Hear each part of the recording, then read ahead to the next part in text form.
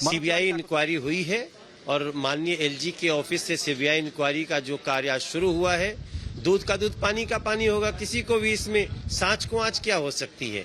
अब इसका स्वागत करते हैं और मैं एक ही बात पे अडिग हूं, हमारी पार्टी अडिग है कि जिन लोगों ने नियमों को ताक पे रख के इस प्रकार से अनियमितता किया, दिल्ली को शराब नगरी बनाने की कोशिश की, उनके खिलाफ कड़ी से कड़ी कार्रवाई हो जांच के बाद। लेकिन दिल्ली के मुख्यमंत्री अरविंद केजरीवाल कह रहे हैं, चूंकि मनीष सिसोदिया का नाम इस पूरे मामले में सीधे तौर पर जुड़ा हुआ है, उनका ये कहना है कि मैं तो 1 महीने पहले से जानता हूं कि मनीष सिसोदिया को जेल भेजने की साजिश हो रही है, उनको जेल भेजा जाएगा। उनका ये कहना है कि एक नया सिस्टम बन गया है कि ऊपर से डिसाइड होता है कि किसको कहाँ जेल भेजना है, किस तरह से जेल भेजना है, ये एक नया सिस्टम बनाया गया है। अब अरविंद केजरीवाल पहले भी एक प्रेस कॉन्फ्रेंस में कह चुके हैं मनीष सिसोदिया को जेल जाना है। तो अगर ये अरविंद केजरीवाल जी की कोई कोशिश है कि मनीष सिसोदिया जेल जाएं, तो ये उनके बीच का क्या खेल है हमें इससे पता नहीं। हमें नहीं मालूम इसमें कौन दोषी है, लेकिन जो भी दोषी है उस पर कड़ी से कड़ी सजा होनी चाहिए। लेकिन उनका ये कहना है कि जिस तरह से हमारा राजनीतिक कद पंजाब में, हिमाचल में या दूसरे राज्यों में बढ़ रहा है, उससे ये लोग डर गए हैं, लेकिन हम जेल जाने से नहीं डर रहे हैं। देखिए, राजनीतिक कद कितना उनका बढ़ा है पंजाब में, ये तो संगरूर के चुनाव से पता चल गया।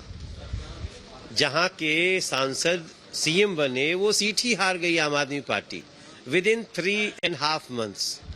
तो कितना कद उनका बढ़ा है ये तो सबको पता है। लेकिन हम नियम कानून कद देखकर नहीं चलते। आप कितने भी बड़े व्यक्ति हो, आप भ्रष्टाचार करेंगे, आप गलत करेंगे तो कानून आपको सजा देगा।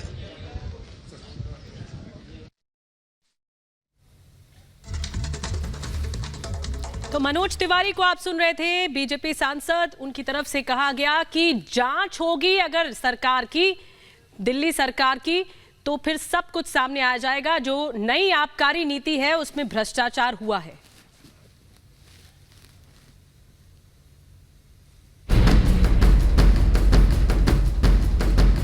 दिल्ली के उपराज्यपाल ने केजरीवाल सरकार के खिलाफ कड़ा कदम उठाया है। नई एक्साइज पॉलिसी सवालों के घेरे में है। एलजी विनय कुमार सक्सेना ने दिल्ली एक्साइज पॉलिसी के खिलाफ सीबीआई जांच के आदेश दिए हैं। इसमें शराब की दुकानों के टेंडर में गड़बड़ी का आरोप है। आबकारी नीति पर आर पार। दिल्ली में आबकारी नीति की सीबीआई जांच की सिफारिश एलजी वीके सक्सेना ने की है। लाइसेंस नियमों में अनदेखी का आरोप लगाया गया है। उपराज्यपाल को भ्रष्टाचार का शक है। नई पॉलिसी के बाद शराब की 850 दुकानों को लाइसेंस दिए गए।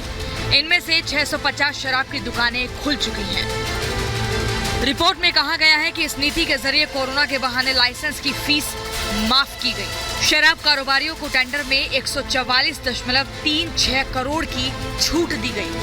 दिल्ली का एक्साइज विभाग मनीष सिसोदिया के अधीन है। ऐसे में एलजी के आदेश के बाद आम आदमी पार्टी ने आक्रामक रुख अपनाया है। आपका आरोप है कि बीजेपी घबराई हुई है और सिसोदिया को फंसाने की कोशिश कर रही है। केंद्र सरकार के इशारे पर एलजी ने ये कदम उठाया है। पलटवार करने में बीजेपी ने भी देरी नहीं की। मनजिंदर सिंह सिरसा कह रहे हैं, जांच के बाद दूध का दूध और पानी का पानी हो जाएगा।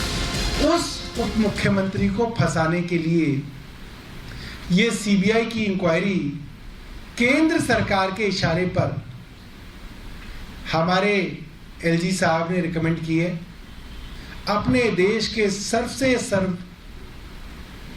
सर्वाधिक जाने जाने वाले और प्रसिद्ध उप मुख्यमंत्री शिक्षा मंत्री मनीष सिसोदिया जी को फंसाने के लिए ये काम किया जा रहा है। आम आदमी पार्टी अरविंद केजरीवाल की सरकार कट्टर बेईमान सरकार है। यह शिकायत मैंने सीबीआई को, लेफ्टिनेंट गवर्नर साहब को एक्साइज पॉलिसी के ऊपर दी थी। आज गवर्नर साहब ने जो इसके ऊपर सीबीआई इंक्वायरी इनिशिएट की है, मैं उसके लिए बधाई देता हूं उनको भी और दिल्ली और देश के लोगों को, क्योंकि अब दूध का दूध और पानी का पानी होगा। अब ये भी समझिए कि ये नई पॉलिसी है क्या और पहले के मुकाबले इसमें बदलाव किया क्या गया है। क्या है नई आबकारी नीति? दिल्ली को 32 जोन में बांटा गया। 849 लाइसेंस आवंटित किए गए।